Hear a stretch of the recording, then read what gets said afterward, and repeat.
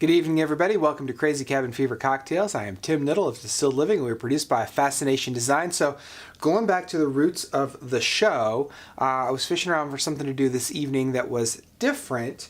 And I was looking through various things we had in the fridge and the pantry, and I came across some strawberry brandied apricot jam. I don't know where this came from, why we have this. Maybe we bought this, maybe we got this in something, I don't know. But anyway, we hadn't eaten very much of it, and it wasn't something we were reaching to very regularly. I was like, oh, let's use that. I was like, brandy. I actually have some brandy, which I almost never drink, so let's put those together. And that started building out a brandy smash. So then I got some lemon juice. It's a different brand than I normally have, but it's what we had. And grabbed a little bit of mint, which is going to be enough from a tiny little plant that we got trying to grow out on the patio. So I'm not going to worry about measuring this. I'm just going to kind of eyeball this, see that I can make this work. This is going to be a shaken cocktail. So I'm going to start out putting a fair bit of ice into the smaller portion of my shaker. I got it filled up pretty good there. Now I'm going to shake part of the mint. So I'm going to take kind of the less pretty stuff off there, and I'm going to save this to be my aromatic and my garnish. Now this, I've not worked with this lemon juice before, but I think it's ultra intense. It's ultra intense. So I'm going to use less than normal. I'm going to use maybe 1/4 of an ounce or so. This is just to brighten the whole thing and try to contrast with the amount of sugar that this is going to bring. So I don't have good flavor memory for this. It is very sweet, very strawberry. It's going to be really, really good. But I don't want to use a lot. I don't want to get an overly cloying drink. So I'm just going to use a bar spoonful. All right. Tastes a bit like a fruit roll-up, this one does. Oh, now I'm starting to remember this one. Yeah, this is going to be a fruit roll-up drink here. And fruit leather. Fruit leather.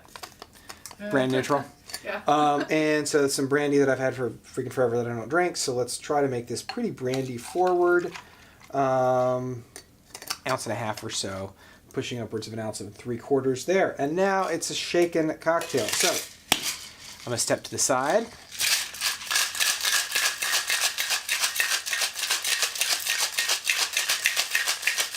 It takes a little bit to shake this because I got to integrate that, the thick, almost gel that is the preserves.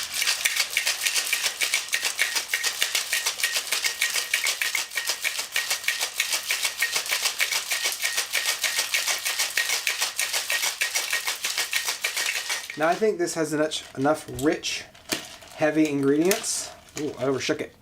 See what happens when you overshake is the air cools and shrinks inside your shaker, and it creates a compression because it's now less dense than the outside atmosphere.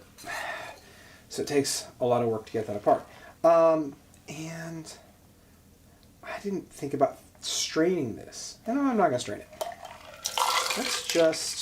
I'm going to get a little bit of lumps. That's okay.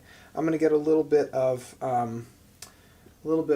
flecks of mint, which if I was serving this to a guest, I would definitely remove all of that. But for me, I'm going to see how this goes.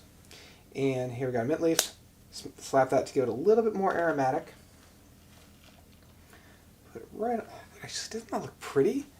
Man, I actually like the way that turned out like that. See that little bit of unintegrated jam right there on top. All right, we'll come back and get a good tight focus on it. You like that? What do you think? Hey, it looks pretty good. All right. See, good balance on the nose. I got all the ingredients.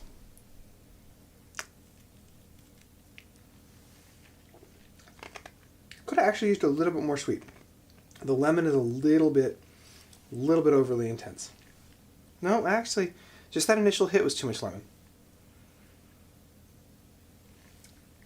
I don't get nearly as much jam, though. Should have doubled the jam. I think your jam is actually lower sugar than you thought it was. It is. A lot of traditional jams and jellies and that stuff that you get at the grocery store have a lot more sweetness than those do.